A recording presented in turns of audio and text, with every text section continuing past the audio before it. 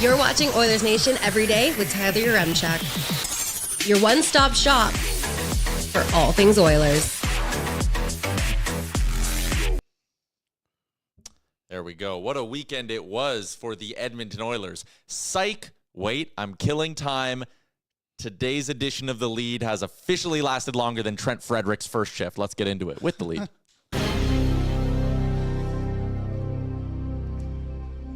6 seconds. 6 seconds. It's a long time if you ask me.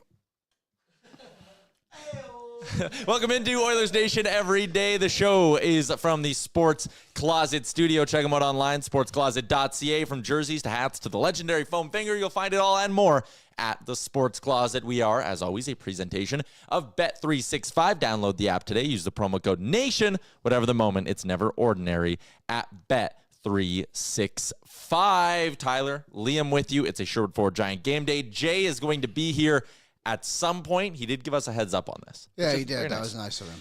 Louie DeBrusk in about 20 minutes as well. We'll talk to him about the hockey this weekend. But let's maybe just start there. There's obviously, I'm rocking a Jays jersey today. We're going to talk about that. We are going to talk about the Vladdy extension. We are going to talk about Alex Ovechkin breaking the all-time goal record. But let's start with just sort of a general take, Liam, on the Oilers losing 3-0 to the LA Kings. They had no Connor. They had no Leon. They had no Stuart Skinner. They had no Matthias Ekholm.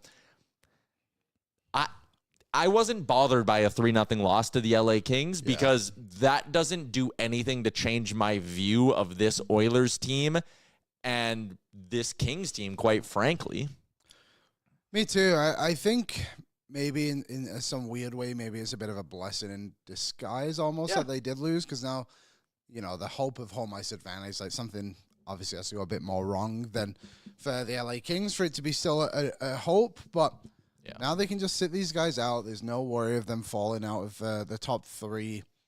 You know, you're playing LA in the first round more than likely. Still a chance Vegas to get it, but hey, maybe Draisaitl gets an extra game, McDavid gets an extra game, whatever it may be. And yeah, I think overall, like, I'm not worried about the LA Kings. So they struggle to score. They do struggle to score, and I think that is important. And someone in the chat says there's some serious copium in here today. No, it's not cope. It's a game 76 of the regular season. Like, again, home ice, I guess we can talk about that quickly because it does seem like a pretty distant idea. The fact that you don't have the tiebreaker over LA means you're essentially 4.5 points back of them in that spot. So, like, let's do some math here. LA's at 97, Edmonton's at 93. Each team has 6 games remaining on their schedule.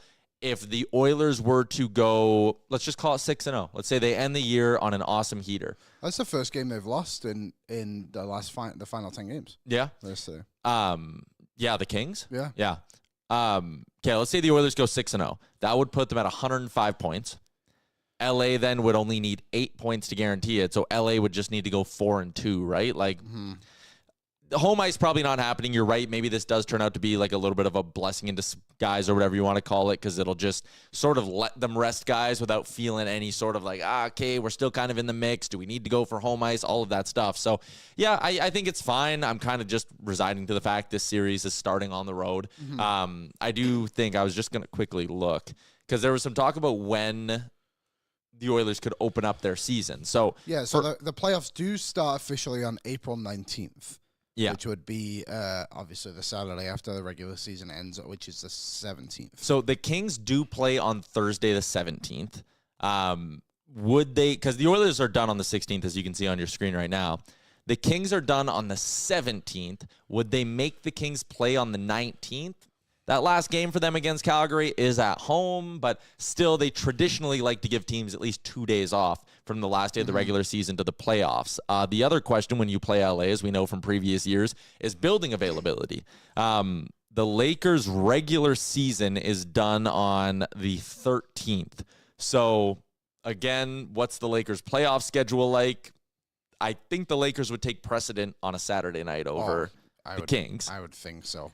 So then for Edmonton, I think you're looking at maybe Sunday the 20th in LA is the start of your playoff run. Now, the ultimate question, Aaron, if you don't mind pulling up the schedule again, do they just stay in California or do they come home?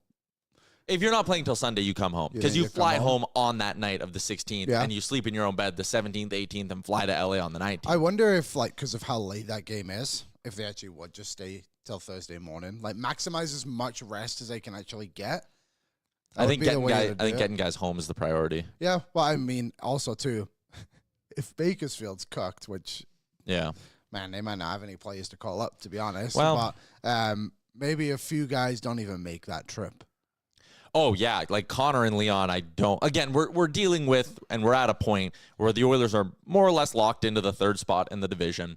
There's probably not going to be a whole lot to play for in these final 6 games, and maybe that's something we bring up with Louie is like, what do you even want to see in these final few when there's not a lot on the line? But, like, there is no way Connor and Leon and all those guys are flying to San Jose on the 16th. That is a skeleton crew. Yeah, I would think so as well. Like, what did they end last season? What was it? Obviously, Phoenix's last game. Arizona's last game in Phoenix. And then Colorado, they got smoked on the last game of the season. And a lot of guys I remember they started play. Skinner for some reason in that game. And it he was got lit up, and it's like, what are we doing? And then did actually pretty well in game 1 against LA, if I'm remembering correctly. So, yeah. It'll be a drag till the end of the season. God, I would hate to be a guy who hosts a pre- and post-game show. I was just saying to Reese back here, I was like, it's going to be difficult. We're pulling out all the stops. We're playing games. We're doing giveaways. Oh, yeah, flag game might come up. Yeah, why not? All right, let's go to the YouTube chat quickly for our friends at Odd Company Brewing and the all-new Nation Beer Everyday Lager, a crisp, clean lager crafted not just for game day, but for every day. I had some of the boys from my beer league team over on Saturday night and did our little year-end wrap-up party, and let them, handful of them, try the Nation beers. And then by the end of the night, guys are coming up to me and being like, hey, can I trade you the beers I brought for another Nation beer? And I was like, listen, that's a terrible deal for me, but I want to spread the good word of how tasty these beers are. So I allowed the trades to happen. We got a comment from Mulik who said, would have really liked home ice advantage all the way through the playoffs. Game 7s can be so important. Here's my spin zone. And yes, to the commenter who used the word copium earlier, this is copium. Game 6s happen before Game 7s. They're maybe more important. Just sweep. Yeah. Bring your brooms. It's going to be a mess. Yeah, Game 4 is often the most pivotal game of a series. Yeah. So you get that on home ice now.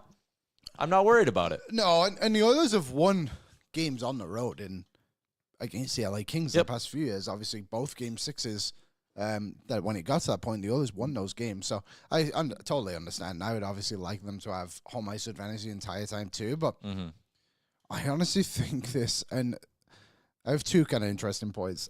I think the West is such a battle that, quite frankly, it doesn't matter. Yeah. Because I think it's going to get to a point, even like Winnipeg and Vegas, they'll likely both be the 1 seeds, unless Dallas obviously keeps going what they're doing and Winnipeg trends backwards. But I think their first-round matchups are so difficult. I would not be surprised if they just were out in the first round anyway. Like, would anybody be that surprised if you get to the second round and all of a sudden it's just Colorado, Edmonton, St. Louis, and Minnesota? Like, Minnesota, obviously the team that's kind of like the weakest team of the 8. If they and get that's why healthy, maybe, but I'm... Yeah, for sure. But, like, what the point is like, I don't think it really matters.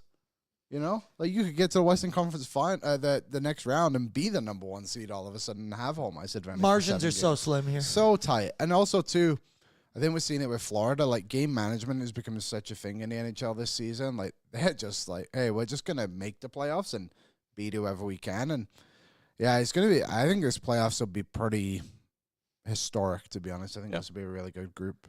Yep. And Maynard has a good point about the home ice, just to wrap that up. He says, again, a split in the first 2 games changes the narrative completely. And it absolutely does. I mean, last year, obviously, Edmonton flipped that series hard against LA by going to LA and winning both games. And that really, like, that crushed them. But you look at the flip of that, LA is a great home team.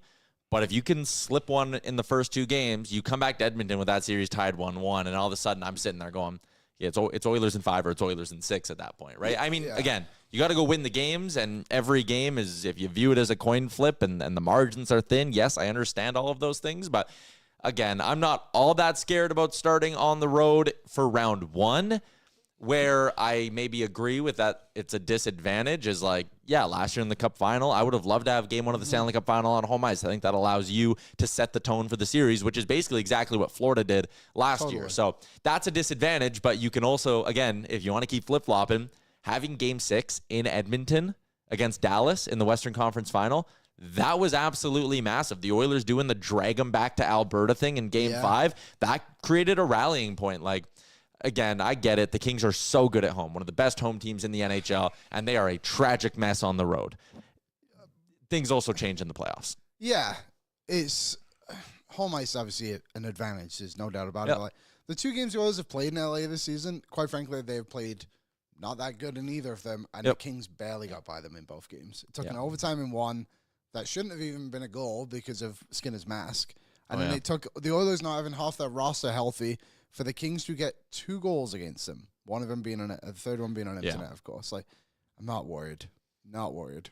Yeah, and the Iron Duke, I don't think it's going 7 regardless of who wins. And I honestly think I kind of agree with that. Either Edmonton just doesn't have the juice this year and they aren't healthy and they never get fully healthy and LA beats them in 5 or 6, or I think Edmonton just does kind of do the dimmer thing we've talked about where, like, you're trending, boom, that dimmer's up all the way, game 1 of the playoffs, and they steamroll the Kings again. I really don't think it's going to come down to a game 7 in round 1. Later in the playoffs, I agree, would be great to have home ice, but again, you just said it. I would not be the least bit surprised if St. Louis stuns the Vegas Golden Knights in round 1. I think that's the St. Louis team that is doing all the right things at this point, and they have some guys who have been there before. Holloway and Broberg have both been on very long playoff runs. They're very key players for that team.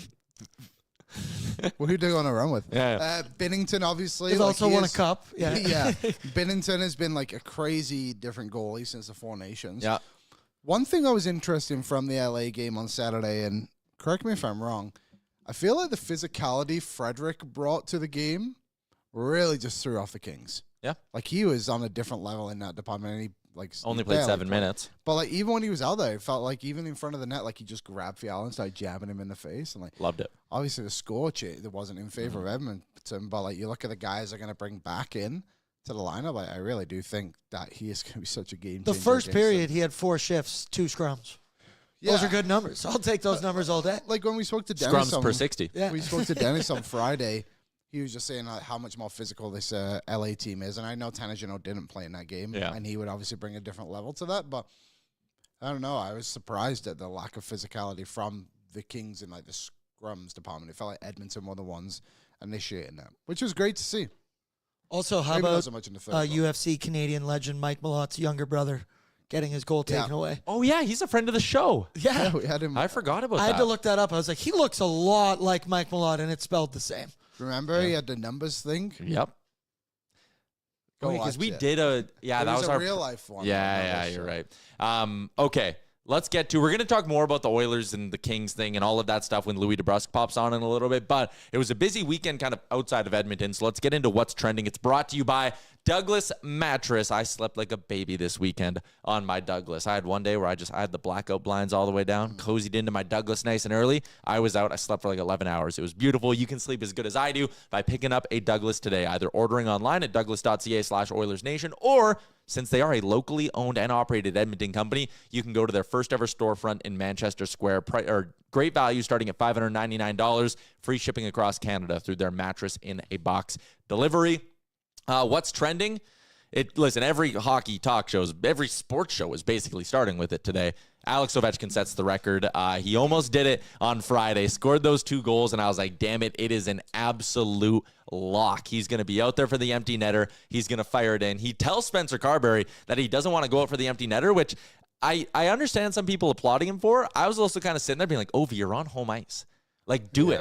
Like, to me, I thought it would have been cool to see him, like, have a clear-cut, like, lane to the empty net and just take those strides in, crowd going nuts, fire it into the empty netter. To think of all the hats that would have rained down. A hat trick's a hat trick, brother. Yeah. So I was a little bit disappointed he actually didn't go out there for The empty net? Yeah, for the empty net. But either way, he does it on Saturday or on Sunday on the road out on Long Island.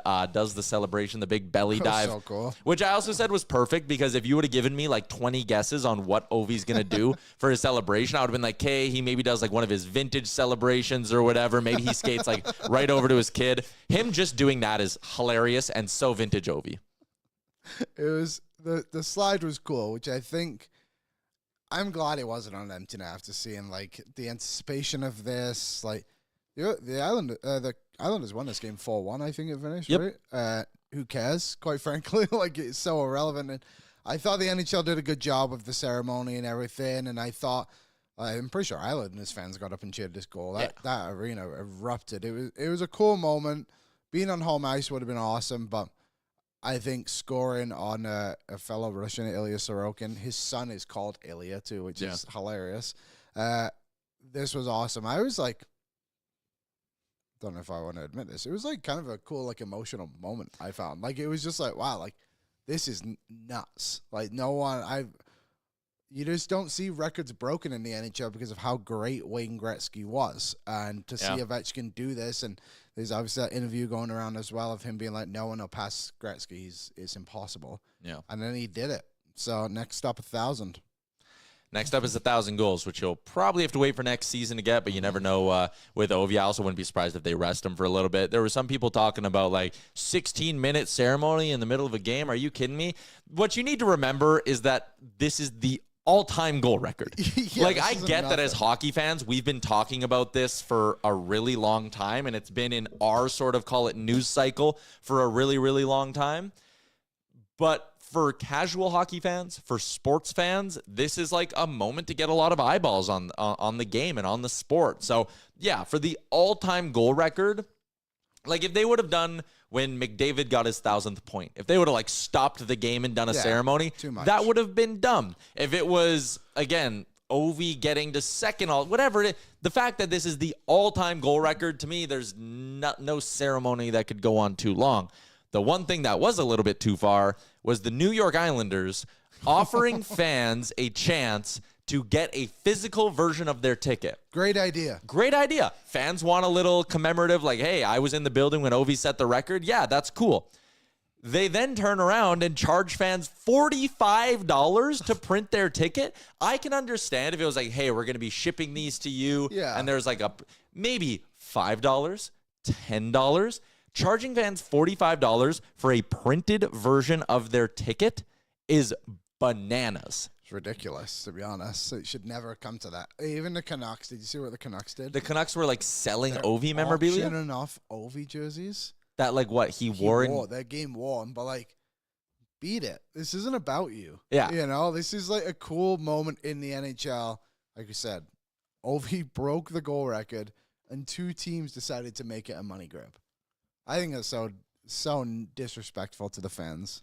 Yeah. And someone says it's a business tie. Yeah. You business, those tickets were almost $1,500 to get into the damn game. Mulek says maybe if they sent it in a frame, sure. There better be more to it, but it seems like it's just the ticket. Yeah. Again, by buying a ticket to the game, if you want a physical ticket at any game, I think you should be allowed to like go to a little area and be like, I want to print off my little physical ticket. Like, again, Vegas does that. When you walk in and you scan your phone, you get a little printout of like the little slip saying that you were at the game. It's really, really cool. I think more teams should do that. I know whatever people might be like, it's waste, blah, blah, blah. But like, come on. Yeah. Anyways, I thought that was really, really weird. The other thing, just quickly, because I know we're going to get to Louie DeBrusk. I believed all along. You called me idiots. I said Vladdy was going to extend with the Blue Jays. And all you in the chat said, Tyler, you're a Jays homer. You're a moron. I read all the comments, and I never stopped believing Liam. And last night at 10:14 p.m., I got that beautiful tweet from Ken Rosenthal saying the Jays had locked up Vladdy for 14 years. He's going to be a Blue Jay till I'm in my 40s. And that makes me very, very happy. And to the people who are shitting on this, being like, how can you give $500 million to that guy, to that player? You cannot be one of the people who roast the Blue Jays for not getting top-end free agents and then also roast them for signing the future Hall of Fame drafted, developed, whatever, homegrown talent that they have. It cannot be both. Is this a lot of money to give to a player like Vlad? Yup. Is it better that you pay him this money in a sport where there's no salary cap than potentially let him walk to the Yankees or Red Sox in the offseason? Yep. It's also not yours or my money. Yeah, it's also not. I'm not a Rogers customer. My phone bill's not going up because of this. I don't care. Anyways, I'm all the way back in on the Jays. We'll talk about that later. Anyways, for now, let's get to what? I was going to say, this is big for the economy. Sure. He's going to get taxed a lot on that.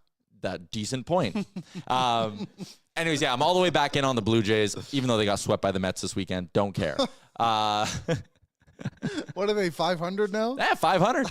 That almost gets you into the playoffs in today's MLB. Could have sworn we were back. All right, it's 12:20. Let's get to our guest for today. Louie DeBrusk is brought to you by Oodle Noodle. Download the Oodle Noodle app to order takeout and delivery. It's easy, and you can earn free Oodle Noodle just by signing up for the delivery program or for the loyalty program. You're going to get 1,500 loyalty points. That is a $15 value just for signing up. Shout out to Oodle Noodle. Shout out to our friend Louie DeBrusk, who joins us every Monday on the program. Louie, how's California treating you?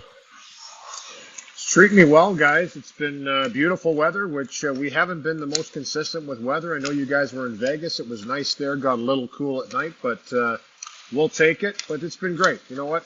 California is always awesome to come to. Went golfing yesterday. John Allers took us out to his course, Jack and I, and Mike Razzo, our director. So we had a great day on the course, a beautiful day. Went to a baseball game, went to a basketball game. So done some things in California. It's been fun. Louie is living his best life. 17 degrees here yesterday. I couldn't believe it. Yeah, it has been nice in Edmonton. Wrap up of the 4-game road trip tonight in Anaheim. And the start of our show was kind of sitting there going, okay, second in the division's kind of out of reach. No one can catch you for third. The Oilers have a whole bunch of players banged up. So what is there to watch in these final 6 games? And that's kind of my question to you is like, what are you going to be looking for out of this team in the final 6? It seems to be happening at a point in time where there were some opportunities, right? You're right, Ty. They could have easily climbed the ladder and pushed for Vegas' first in the division. They could have certainly jumped ahead of LA. I'm not saying it's not completely out of the realm to do it, but it just doesn't look like it's going to happen, and especially with the players out of the lineup for the Edmonton Oilers. And I'm not seeing Trent Frederick on the ice here for Edmonton, so I don't think he's going to be an option tonight. I'm at the rink again, so just keeping an eye on the skate here to see what the combinations are. It's a tough time right now for Edmonton. Leon Draisaitl is skating again this morning, so I see him on the ice going through the paces, but I don't expect him to be in the lineup. Who knows with Leon, though? He could jump in there anytime. But I think what you're looking for right now is, again, finish this season strong, play a strong foundational game. When you have the firepower out of the lineup that Edmonton has right now, that's all you can do. I'm sorry, but we talk about it so often with teams that are on their way up. And I just had a good conversation with Greg Conan downstairs before coming out to watch the Oilers skate. And he's saying the same thing to his team right now. We have to play us if we want to win hockey games. This Anaheim Ducks team has skill. They have young talent. They have some key veteran players that are there to try and insulate them.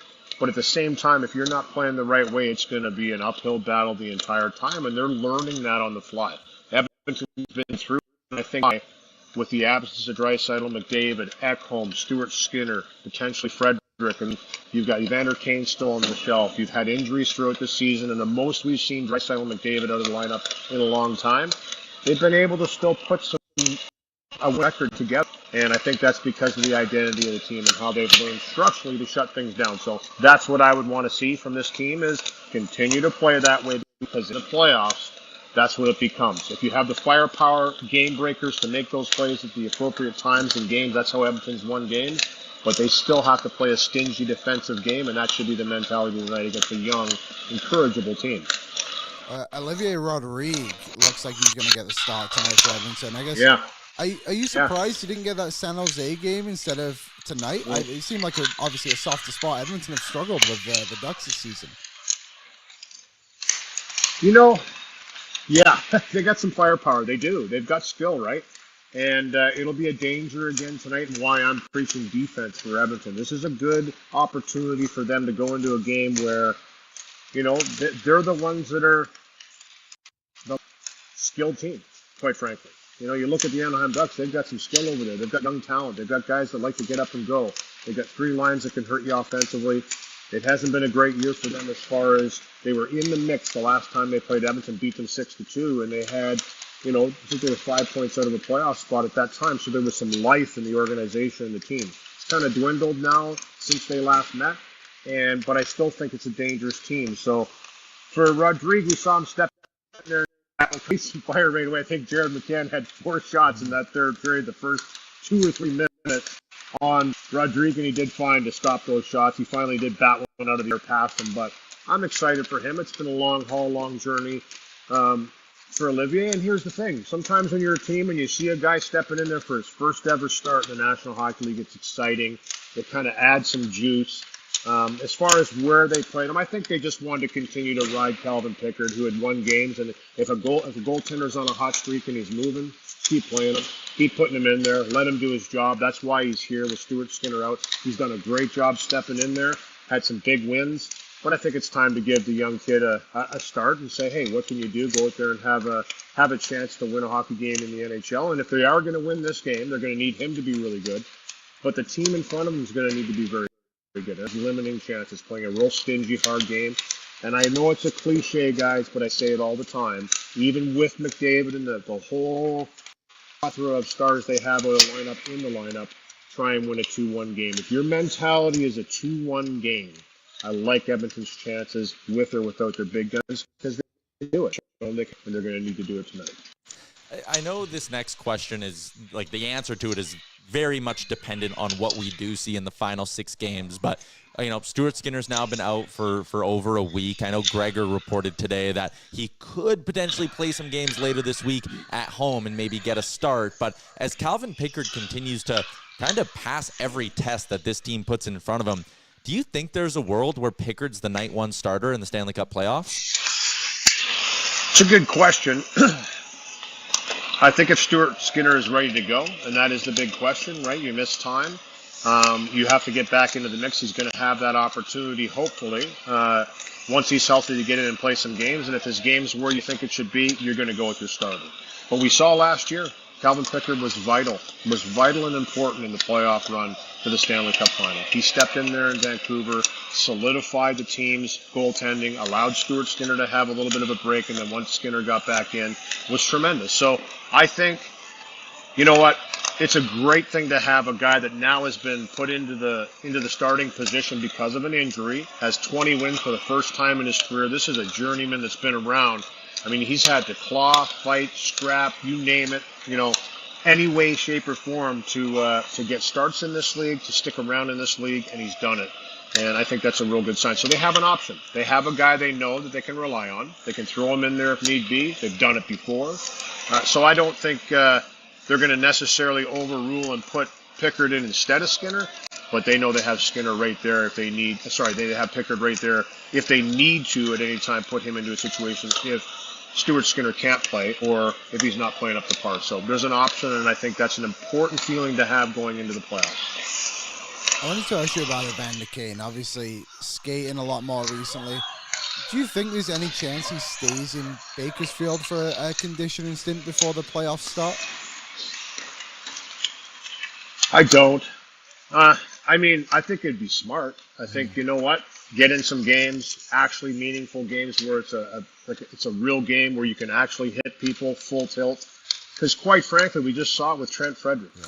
And, listen, I'm not going to sit here and try and guess as the injury or what happened, but it was pretty obvious to see that first hit, the very first hit, I think 2.5 seconds into the game, you're now loading the body, extending and pushing up with a force that you just don't do in practice. You don't do against your own teammates. And he felt it. There was something that wasn't right there. And he didn't play for quite a while in that first period. He only played over 8 minutes, I think, just over 8 minutes, or right around 8 minutes. And you could tell right away that was something he hadn't experienced in the time building up. You can train all you want. You can be in the gym. You can do the work on the ice. But until you get into the heat of the battle and really go up against an opponent where you're giving it your all to try and hit somebody, and Evander Kane's a physical player. So now the difference between Evander and Trent, Evander's been around for a long time. Evander's a guy that, he knows how to kind of reel it in. He knows how to simplify his game in a sense that he can go out there and just play to the way he needs to play to be effective. And he's done it for a long time. So that'd be the only reason why I don't feel he's probably going to go down to Bakersfield. But if he did, I'd be totally fine with it. That'd be great. I think, you know what? Go get some reps, get yourself feeling good, get yourself ready. And then once you get your opportunity in the playoffs, it's like founding a found player. That's a guy, like a trade deadline acquisition of a 30-goal scorer. Like that's a big guy coming into your lineup if he's at full capacity and he's ready to go. We'll see. But just from watching him skate, to be honest with you guys, I think that he's going to be ready.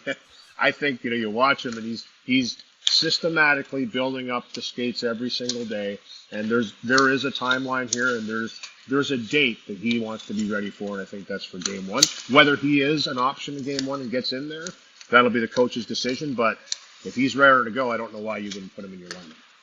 Crazy, I was just lined up so well after being out for so long. You love to see it. It's looking again, Oilers-Kings round one. I know we talked about this a little bit last week, but this was Saturday, I should say, was our first chance to see the LA Kings up close post-trade deadline. It's hard to pull things out of the Oilers game when they're missing as many bodies, but that Kings team is pretty close to healthy. Did anything about how LA played surprise you at all? Does it make you, I guess, more or less concerned about them as a first-round opponent this year? Nothing surprised me, to be honest. They defended well. But at the same time, I think Edmonton, with the limited lineup they had and the guys that were out of their lineup, still put up a fight. The one thing that was glaring to me, though, the push wasn't quite the same without the big boys in the lineup. It's just not going to be, sorry. So when a 2-0 lead for the Los Angeles Kings, one of the best defensive teams in the league, shuts you down, you need to have that firepower and that oomph in your lineup to make a case of coming back. Valiant effort, I'll give them that. But once they had the lead, and I've always said that about the Kings, they always seem to be a better team when they're pushing to get the lead. I feel against the Edmonton Oilers in the 3 years they face each other in the first round, they're not as good of a team sitting back. And when they sit back against Edmonton fully loaded, Edmonton can navigate around that. They're good enough to find ways to score. That's what I've always felt. And I've always felt the Kings are a better pushing team. When they push the issue, they're a handful. But they are a great defending team, and we saw that. We saw that in the game Saturday afternoon, that once they shut it down, there wasn't a whole ton of great chances against. They're getting better goaltending. That's another thing that stood out to me, is Kemper's had an amazing record, especially at home, so that's going to be a problem. But you're right. It's high. You hit the nail right in the head. It's a really hard team to evaluate right now with the players that are in the lineup. I mean, these are critical core players that are the best players in the world. You just can't make up for that. So you have to change the way you play a little bit. And Edmonton has, and I'll tip my cap to them for that. They've had some real big wins with a depleted lineup. But against the Kings, I think it was pretty obvious you're going to need the big boys to be able to have success against that team. Simple as that. You're going to have some firepower and some guys that can score timely goals. That's the only way you're going to beat them. Obviously, the biggest story in hockey right now is Alex Ovechkin. It would be malpractice if I hosted a hockey show for an hour and did not get your take on Alex Ovechkin breaking the record. What did you make of the moment, the celebration, the ceremony, all of it? Wonderful. You know what? I think it just, I listened to a little bit of you guys coming into me coming on, and I agree with you both. I think it was just, it was must-watch TV. I mean, we were on the golf course yesterday, and we were getting updates, and even, we're in Anaheim, California, and there was people on the golf course talking about Alexander Ovechkin breaking the record.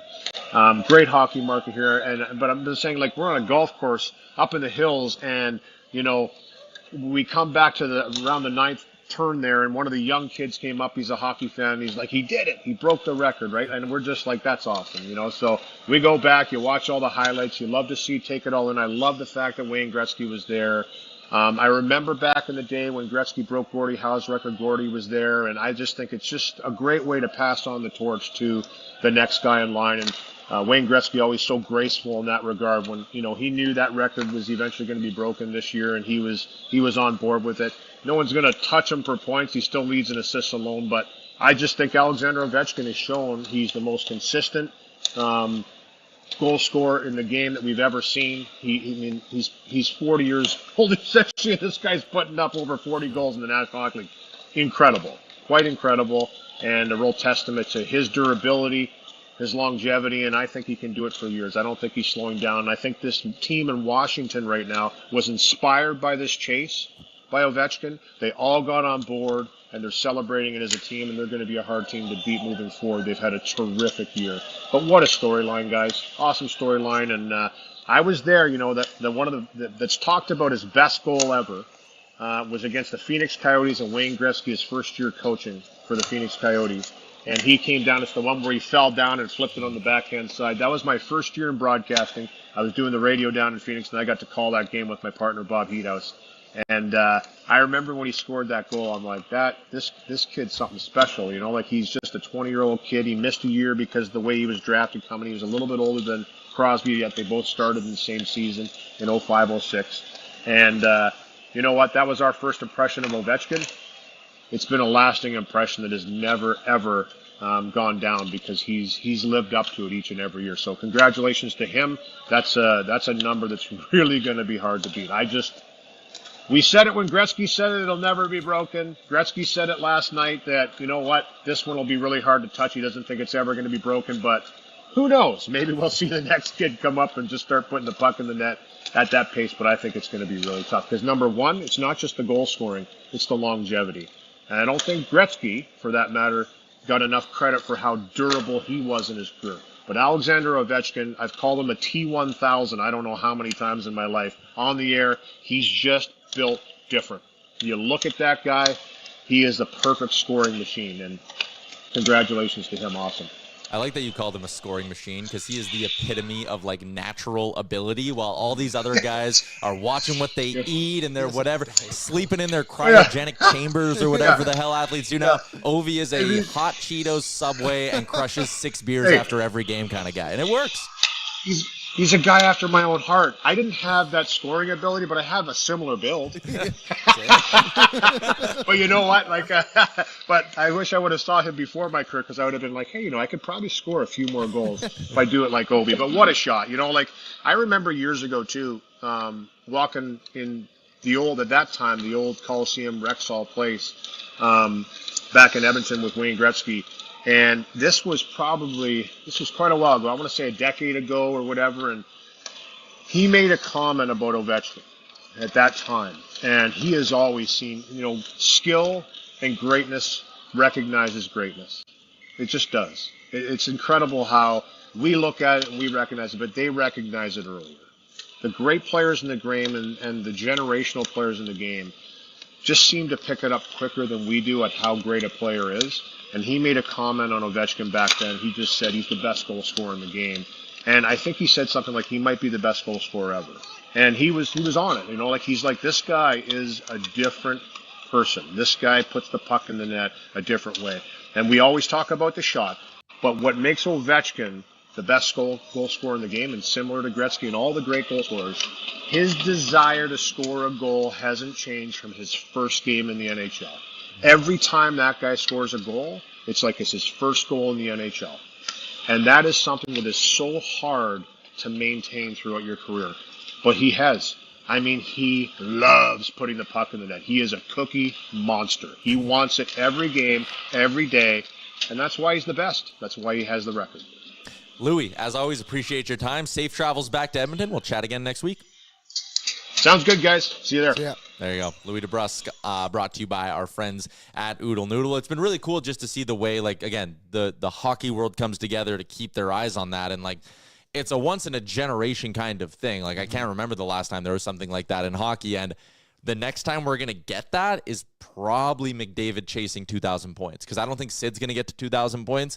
So it's probably Connor's chase of 2,000, which will be 10 years from now, maybe 8 years from now, maybe 7.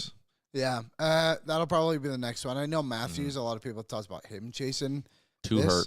Yeah, Ovechkin has missed 72 games over his career. Matthews has already missed 72 games. Yeah. So and again, maybe you could look at that and go, well, if Matthews doesn't have the lockouts, that gives him a year and a half on Maybe, OV, yeah. and I guess COVID cost Matthews a couple games as well. But I don't know. I just don't see it. I don't see any player in this current generation coming close. All right, let's get to, it is a Sherwood Ford Giant game day. We're going to bring our boy Jay in. Sherwood Ford, the Giant. Find them right in the heart of Sherwood Park, and you can check out the Nation Valet service. Put Nation Valet in the comments, and not only will you get your hands on an Oilersnation prize pack, but you are also going to be entered into one of our monthly draws. It's game night experiences. It's a whole bunch of great stuff from our friends at Sherwood Ford the Giant. Never visit the dealership again for your routine car maintenance, as we bring in Jay here on a game day. As we do that, let's get to our game notes from Sherwood Ford the Giant.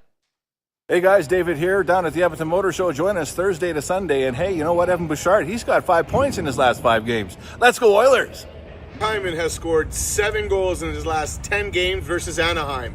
Let's go Oilers! This RV is not rolling. Our RV, aka Victor Arvidsson, has scored 3 goals in his last 5 games. Let's go Oilers! Giant Mike. Oh, what a performance. The RV joke? Well, it's a great RV joke. I like often use, or I shouldn't say often because that makes it sound bad. Anytime I need to get an oil change or just regular maintenance, I am a Nation Valet user. And I want to shout out Giant Mike. He sent me a nice text exchange at the end of the service letting me know that the status of my car and when it's going to be coming. And, we had some hockey banter in there. So it was a nice little personal touch. So I feel like I'm forming a relationship with our boy there. Hockey fans helping hockey fans at Sherwood Ford, the Giant. Ovi, record? We had someone in the chat who was like, all right, now that he's hit it, how long does he go until he's gone to the KHL? I think he plays out his contract. He'll play out next season, then he probably goes. Maybe. Or does... If he gets 50, does he wait another year to get 1,000? Oh, that's so Imagine hard. he wasn't hurt. He would have got 50 this year. Yeah. Imagine. He still might get 50, man. Yeah. Like, don't rule it out. This guy is, like, this last stretch, like, the last 5 goals, like, he just got it like that. Yeah. I bet a hat trick on Friday. Me too. And I'm like, oh, man. Like, the fact that he got 2 in the game, like, he'll go for the empty netter. He came so close at the end, too, even with Spencer Knight in the net. So I did a same-game parlay that was like 55-1. Ovi to score first, Ovi to score 3, Ovi to get 4 shots on net. And it was, like 50-1. And I was sitting there when he wasn't going out for the empty netter. I was stunned he didn't. I thought he wanted to do it on home ice. I respect. I did, too. I know. And the fact that it means not doing it on home ice, like... It didn't feel like it, though. Mm-hmm. How about him walking into that bar in Washington and immediately someone double fists him? Oh yeah, that's you gotta enjoy that moment. Yeah, and boy has he ever been enjoying that moment. Even I was laughing on Friday when he tied the record and didn't break it, and he was crushing beers in the locker room. I'm like, this guy just wanted to crush beers in the locker room. That I respect. I think Ovi crushes beers. Just a take. Blanket statement: Ovi crushes beers. Yeah, that's fair. Key to his longevity. Yeah. As we've been talking a little bit about what went down on the weekend, 3-0 loss to the LA Kings. Liam, I know you had a giant take or one big take for our friends at Service Credit Union that you wanted to give, and I think it'll be a good little conversation here. Shout out to Service Credit Union. It's the final month of the Service Big Share Contest. You can find out more by visiting them online at service.ca/win, but it's your chance to win $1 million just by saving money. It's that simple. Every $500 you save gets you 5 entries into the Service Big Share Contest. Liam, what was your big take? I don't fear the LA Kings, and neither should you. Like this whole ice, we talked about it a little bit. The whole ice stuff, obviously, you wish the Oilers had it, but at the end of the day, I think this LA Kings team, once the Oilers are back to full strength, they're going to have to play their absolute best for 7 games, and I think that's the only way. That's all they could do against us. Like, that should have been a 6-0 drubbing. I want to shout out Cal, our pal, 929. So yeah. Like, he did his job.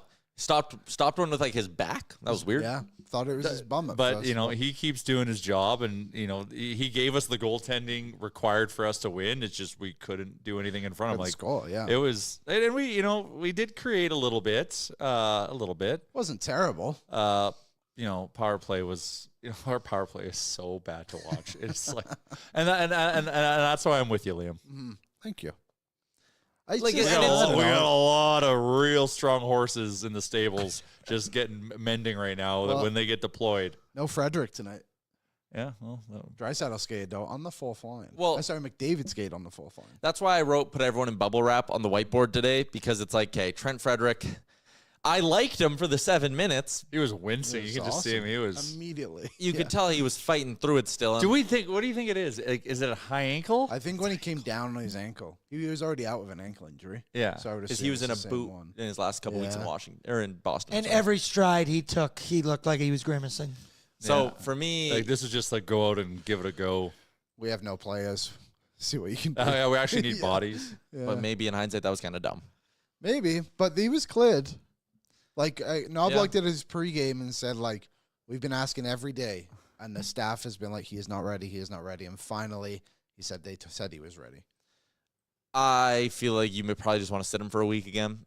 Yeah. Let him play the last couple games of the regular season. Like, again, the fact that in those 7 minutes, he was actually noticeable and fine, to me, that eliminates any fear of, like, oh, is he going to be rusty, whatever. Yeah. Like, I think you can trust him to play 14-plus minutes a game when he returns. I just want him to be healthy. Really wish he scored in that wraparound. Plus 750. Yeah, I was in on that. 7 minutes, 10 seconds, time on ice, 2 shots, 2 hits, -2. And what can you ask for? The -2 we'll blame on injury. Yeah. Everything else we'll just talk about how that was good. Yeah, it'll be fine. It's pretty simple to me. But yeah, I'm not worried about the Kings either. To me, what the vibe I got from that game last night, and maybe the one caveat is the presence of Darcy Kemper, who is having just a great bounce back season. He's a good goalie. What a good trade for both teams. Yeah, that was a true win-win. But Kemper's maybe the one thing that changes it. But I sit there and you hear people be like, well, their forward group is deeper than ever. Okay, it's still not deeper than the Oilers. Well, their blue line's Kemper really will get good. hurt. Their blue line's really good. And, even remember the year they got Korpisalo and Gavrikov. Looking him up. Korpisalo, he was unreal for them yeah. until the Oilers started playing him and he fell apart. And people want to talk about the blue line, and it's like, sure, their blue line's a strength and their defensive structure is a strength.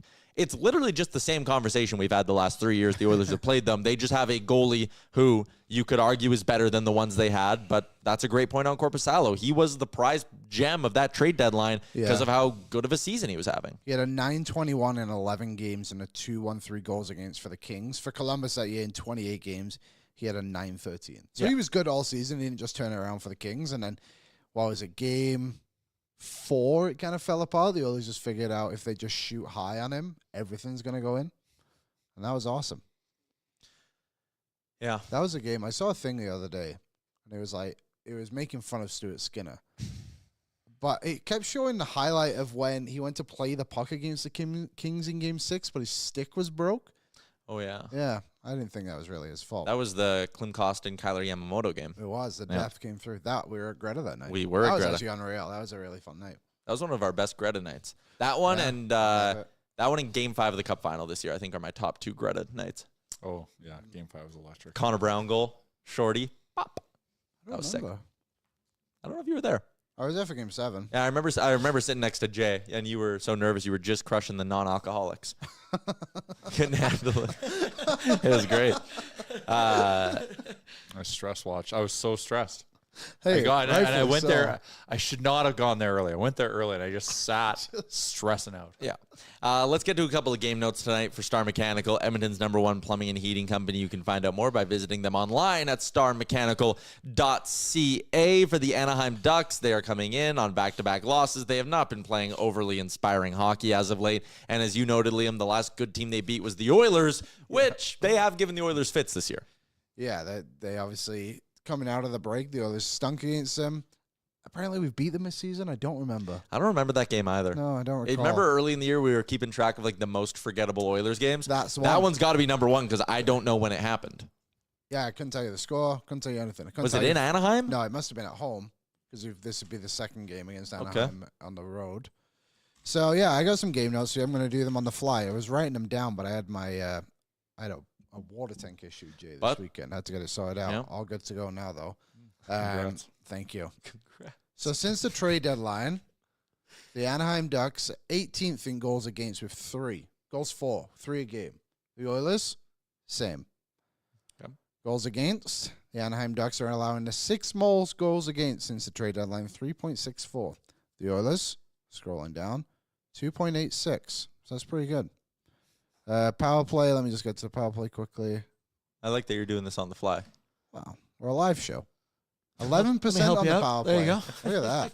It's not very good. No, the Shots, Anaheim Ducks have they're averaging a lot of shots for, though. 29 shots a game. What's which is our ninth. power play percentage without Draisaitl and McDavid? Oh, God. Oh, boy. I wouldn't want to know. Well, actually, I think it's the percentage is okay. It just looks off. yeah, because Henrique had that one goal. Arvidsson had one, too. I think they had a game where they went like 2 for 3 or something. Nobby before Saturday's game was talking about, wow, we've actually been treading water with the power play. And then They had that game, yeah. yeah. That's fair. Anaheim, second most shots against goals since the deadline. 31.4. Good thing I took some shot props. Well, we'll get to the betting talk in a little bit. We'll wrap up the show with that one. January 3rd, the Oilers beat the Ducks 3-2. Don't remember that Oh, yeah, whatsoever. because it was just after they had lost to them. Oh, yeah. I was traveling. Stuart that day. Skinner got the W, beat Lucas Dostal. Who scored? Dry, Nuge, Nurse. I don't remember any of those goals. Oh, Nurse got the overtime winner, right? It doesn't even say overtime. No, probably not overtime. Must have been a great game. Yeah. That was right. That's right in that weird time, though, where time doesn't exist. Time was... Because they beat just the a Oilers mystery. December 29th, 5-3. So, yeah. I remember that one. That I did the pre- and post game that night. Hey. Brutal. Brutal. Okay, we have a couple more things we need to crush out before the end of the show today. One of them being the menu, which is brought to you by the Ninja Crispy 4-in-1 portable glass air fryer. Meet the Ninja Crispy portable cooking system. The power of a full-sized air fryer in the palm of your hand. It's an all-in-one system that includes 4-quart, 6-cup Tupperware glass containers and 2 storage lids. The Ninja Crispy is thermal shock resistant and can take anything from frozen to crispy in just minutes. With the Crispy Power Pod, you get the power of a full-sized air fryer in the palm of your hands. The 4-quart container can fit 4 pounds of chicken or veggies. You can even cook a personal-sized meal in 7 minutes in the 6-cup container. Max Crisp, bake, air fry, re-crisp. You can do it all with the Ninja Crispy. You can prep, cook, store anything from crispy favorites to one-dish meals. And visit the link in our description because someone's going to win one of these bad boys on our show. Giddy up. Good save. Yeah. For no reason. I got it, Jay. I got it. Okay. Audience of one. I remember the game now against the Ducks. Remember Draisaitl scored like a minute and a half left. No, still not. Still, it's not ringing a bell. The menu tonight, I feel like we buried this a little bit. Oh, yeah. The Oilers can officially clinch a playoff spot tonight. Yeah, Our magic number is 1? 2. No, 2, 3. 3. You need a win and a Calgary loss of any kind. Yeah, any kind. Brian in the chat has been asking about this, and I should have teased you a little bit with it, Brian. But Normally we used to count down the magic number at like 11. I know. Well, the magic number, it is technically 4, because if Calgary were to win all of their games, they would finish with 97 points. The Oilers are at 93, so Edmonton would hold the tiebreaker no matter what. So Edmonton just needs, again, magic number of 4, so they can clinch tonight. How exciting. This will be, I'll be in bed when this game's over. I do enjoy these games. Must be nice, dude. Yeah, you can just throw it on. Like the Mike Smith overtime goal a few years ago. I remember just being in bed watching the overtime. I remember that. I was also in bed for that game. The old nice. 8:30 start tonight. Oh, yeah. That goal, yeah. I think one. I was laying in bed as well. That one was memorable. Yes. That one you Hell of a won't pass. forget. The game wasn't 2-1 final. Yeah. Couldn't tell you what anything else happened in that game. Doesn't matter. It doesn't matter. It's irrelevant. It's like yesterday. Islanders won that game 4-1. Won't matter. Doesn't matter. I stopped watching after Ovi I did scored. too. Switched the channel. I was like, I'm done. I didn't even watch the ceremony. I just watched Ovi score, and I was like, sick. All right. See you later. Anyways, the other games tonight of note, St. Louis puts their 12-game winning streak on the line against the Winnipeg Jets. Bye-bye. They can clinch tonight, too. They can also clinch tonight, correct? The Jets haven't clinched yet? No, the Blues. The Blues. I think the Jets, there you go. How the heck can the Blues clinch before us? Because we have the same number of points. And they've played more games. Yikes, So. what a heater they've been on. 12 games. 12 wins in a row will do that for you. Yeah. Edmonton, likely, again, not going to have home ice in round 1. Could have home ice in round 2 if they get the Blues. Wow. Because that's by show me state. That's by spot in the standings, I believe, too, not by points. So I think no matter what, Edmonton would get home ice over them. Because they'd be a higher seed. They would play. They'd play Vegas. Oh yeah, they could get Vegas a run if they're that hot. I think either way, go back potentially. Question mark. I like the Blues Golden Knights matchup because I think they're gonna wear each other down. Like I think someone could smoke the Minnesota Wild. I don't think anyone smokes the St. Louis Blues. The Brandon Saad series. What an interesting wrinkle in all of this. Oh yes. Yeah. That is weird. The other game of note tonight is that LA is in Seattle. If LA wins tonight, it's already slim chances the Oilers can get home ice. If LA wins tonight, it's probably over. So we're not getting it. All right. That's okay. Move on. You don't need no more? Edmonton's not getting home ice. No. We foiled our chances ever since all our Four Nations break. Yeah. They've been good past that point. Yeah. That 1 week really screwed up. It really affected us. Yeah. Mm-hmm. Because we're 3-1 in our last 4. If I'm just going to cherry pick a time. 3-1. Can't argue with that. Blues starting Hofer tonight against the Jets on the road. I mean, I get what you're saying that it's interesting because it's not Binnington. Hofer has statistically been the better goalie this season. I think the Blues are going to cash in on some crazy Binnington value this summer and just convince some team to pay a dumb amount for him. Hofer was Skinner's backup in junior. Really? Yeah. And Swifty? Yeah, when they won. It's a great fact, Liam. I know. Let's get to the moment everyone's waiting for, the reason Jay is here. The Bet365 Game Day Betting Challenge. Breaking news coming in from Bet365, where every nail-biting overtime win is a barn burner. Every face-off, hat-trick, power play, shot on goal, every suspenseful moment in between is amazing. Whatever the moment, it's never ordinary at Bet365, an official partner of the NHL. Download the Bet365 app. Use the code NATION to get in on the game. Must be 19 or older. Please play responsibly. Give me those standings. Did anybody win last week? No, I didn't get the block shots from Jake Wallman. I'm not usually a block shot guy. I know he sucks you in. Yeah, he did. He had 0. So I think I got sucked in. Didn't I go block shot? Yeah, you did. It's Liam and I, there are, again, we only do these for the weekday games. So there are 5 more games for us, which means 5 more dart throws for Jay. Liam, I'll be honest, if he's going to do it, we need him to do it in the next 2 games, because then we need a few chances to try catch him after. Let's go. Last game of the year, you hitting that would be hilarious. My bet is going to be exactly whatever it needs to be for units to get the win, not to like go any further. You're gonna really get in the lab on it. Yeah. Okay, my pick for tonight, Victor Arvidsson has been crushing the shots on goal. Yeah, basically since McDavid's been out, but his last 4 games, 4 shots, 5 shots, 4 shots, 4 shots. That's juicy. Super juicy. It pays like plus 225 on its own. Over 2.5 goals for Edmonton. I do think they're not going to get shut out back-to-back games. They'll find a way to get some amount of offense going in this hockey game. Yeah, sure, knock on wood. But these two together is plus 300. I think the Oilers will find a way to score 3. I like Arvidsson. He's been crushing this. Feels like a really nice spot. Liam, what do you got? It's very similar. I'm just going Arvidsson goal, plus 225. Oh. Top line Arvi. I mean, Giant Mike's in on him. I'm in. It's a nice playoff of my bet, too, because if he's going to get 4 shots, I don't. Well, if there's going to be an Oiler who scores tonight, and that's an if, it's him. And Corey Perry. Jay. Well, I was going to do point, because his point was like plus 140, but he just doesn't get assists. Yeah. So if he's getting a point, he's getting a goal. Mm-hmm. Jay, let's see what you've got. I love this. Let's go, Jay. It's not a bad one.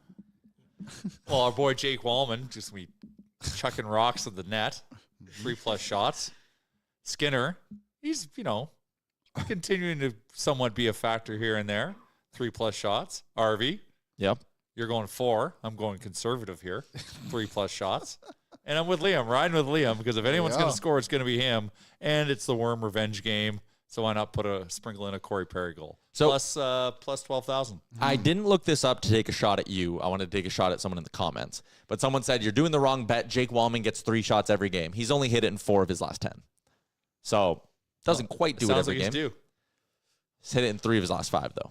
So there. Sounds like he's due. It's also been a lot. Corey Perry hasn't scored he only has 1 goal in his last 9 games. But people are fired up for you, Jay. Good Lord, Jay. OMG. LOL. Yes, Jay. OMG. OJ. LOL. I like it. I think people are excited. Yeah, bet with your heart gang. Ryan S. says, this is why Jay is 2-42. Yep. Well, this has only been like the last 10 games I've been like this. Yeah. Fair. That's fair. Most of the season it's been, the first half was Podkolzin goal. Yeah, but I know. That was and then he scored and you didn't bet it. That was tough. Yeah, and then the season was off the rails. Yeah, that was it. Off the rails. In too deep. Mm-hmm. All right, boys. This show has absolutely flown by. Louie was awesome. What did Louie have to say? We talked a lot about Ovi. He was on the broadcast for that goal Ovi scored in Arizona. Mm-hmm. So he told us that story, which was great. He was live at the rink again, so he was telling us what was going on at morning skate for the Oilers. Rodriguez is playing tonight. Yeah. Awesome. So that's good. Well, geez, we should. Interesting. I expect a big performance from him. Yeah, these are the lines, by the way. Podkolzin with Nugent, Arvidsson, Hyman with Henrique and Perry, Skinner, Janmark, and Brown. I actually kind of like that trio. Kapanen with McDavid and Jones. Draisaitl did take some reps with that Nugent Arvidsson line, which is an interesting trio. Again, probably a sign he's not playing. And McDavid practicing on the 4th line. Again, he's not playing. So who takes his spot? Max Jones. No, Max Jones is there. Jones I think that's a revenge game for him too. It is. We have a lot of Henrique as well. Another one. Geez, should have went Rico goal. This could be interesting. I actually wonder if they're playing McDavid. No, Perry's what's missing. No, he's on the second line. Yeah, what am I blanking? So no Frederick. They maybe might have to play 11 forwards. D. Ryan? They might emergency call someone. Oh yeah, they could. Bakersfield don't play today, but they did just play back-to-backs this weekend, and they also have no players. Yeah. Bakersfield had 9 players out yesterday. And also, I don't mean to get into this rabbit hole, but Ryan Holt had a very interesting comment on the broadcast. Oh, did he? He something Derek Ryan, and Ryan Holt basically just went, and Derek Ryan didn't show up. So, what? Yeah, or Derek Ryan's not here or something like that. And Bruce Kurlock and Original Posar were kind of all over this one. Oh, he's been sent down, but he's here? Yeah. And Bruce shared a quote from Derek Ryan on March 19th, and he said, scroll to the 210 mark for no particular reason. And it's basically Derek Ryan talking about how, like, he was asked, like, are you a leader when you go down to Bakersfield? And he was basically like, I don't talk. I don't know those guys, whatever. Like, it was really, really weird. So there's just maybe a little bit of talk that maybe Derek Ryan's sitting there going, I'm not going back to Bakersfield anymore. Well, smell you later. Yeah. Kevin McCurdy had an interesting rebuttal to it. He said he thinks it's an indictment on the Bakersfield team right now. He said DR10 doesn't suffer fools, and there's some things in Bakersfield he wouldn't agree with. I don't know. I'm just saying that it's weird that it's a conversation. Yeah. You wouldn't think it would be with someone like him. Here we are. But here we are. The list of players out for Bakersfield, though, is basically their best players. Yeah. Like, to that level. Like, Kajula didn't play yesterday. Cam Wright, who's good for them, didn't play. Josh Brown didn't play. Travis Dermott didn't play. Seth Griffith left the game. Seth Griffith left the game. And they had 4 other guys, whoever those would have been. Obviously, Olivier Rodriguez here. Like, they are in shambles. And the 2 games they lost were against Tucson, who they were going into the weekend only 1 point behind in the standings. And they got blown out like 5-1 yesterday, and I think they got shut out the game before. So, dream might be dead. Might see Savoy pretty quick, yeah. Okay, let's wrap up quickly, boys. Keys to victory for Sherwood Power Sports and Marine. Motorcycle season is just around the corner. Lake season is almost here as well. That means it's tune-up season for you with all your outdoor toys. Sherwood Power Sports and Marine offers door-to-door service. They'll come pick up your boat or pick up your motorcycle. It's tremendous stuff. Key to victory, Net. What do you want to see? Oh, man. We're a depleted team playing a crappy team. I'll say make life easy on Ollie. Like, that should be a rallying point here for this team. End of a road trip. Yeah. Totally excusable if you, don't have your best legs or whatever. Yeah. But, having a guy making his first NHL start, that should, get everyone's juices going and have everyone, really commit to playing a good defensive game. Yeah, play in front of him. Yeah, I guess he's the X factor for a few reasons. Yeah? How the team plays in front of him, and also this is his chance to shine. Yeah. And do what happens to us a lot, and that get stonewalled by our rookie goalie. The conversation Give tomorrow. it back to Anaheim. We owe them a stonewalling. We do. If he stops 28 shots and the Oilers win 5-0, the conversation around the Oilers fan base tomorrow is going to be hilarious. But key to victory. We've lived it already. Yeah, I know. Years ago, when Skinner did the same thing on the same road trip, and they just sent him down the next day. Fair. And Koskinen and Smith weren't good enough. Then they went to the Western Conference Finals that year. Anyway, my key to victory: you got to score some goals. Power play goals, maybe. Anything. Put them in with your bum. More than 2.5. Yeah, no apparent reason. Just go to the net. That's my key to victory. Go to the net, make life difficult. This is a young Anaheim team. They got rid of their vets for the most part, besides Truber and what's the other guy's name? Defenseman. Ratko Gudas. Yeah. And they got Kerfoot? No, Killorn. Oh, yeah, Cologne. Yeah. All right. That's mine. Go to the net, score some goals. I love it. I love it. We're really into this one. Yeah, I'm excited. Can I give one really quick, brief thing? Sure. So, it's the crew thing. Our captain broke his leg on Saturday. So his junior hockey career is unfortunately over because he's a 20-year-old. Mm-hmm. Game 1 of the playoffs, What broke was his his name? leg. Tate Ross is his name. But he managed to have his surgery that night and then came into the team locker room in his wheelchair with his leg obviously in a big cast and everything. And the crew won both games. So Tate Ross, shout out to him. Hopefully his performer of the week. recovery is well. Mm-hmm. All right, Boardsy's going live tonight, 7:30 start for pre-gaming with Boardsy. Who'd you get to do this one with you? I still don't know yet. Because We're working on it. It'll be that. You get Brett and Boardsy for sure. All right. You get Brett and Boardsy. Good stuff. Pre-game with Boardsy, 7:30 tonight. Post-game immediately follow. And have your coffee. Get ready. It's an 8:30 puck drop tonight between the Oilers and Ducks. Everybody in the YouTube, you were great. Devin Dubnyk returns to the show tomorrow, so we'll see you right back here at noon Mountain Time. Yes, that's correct. Oil up.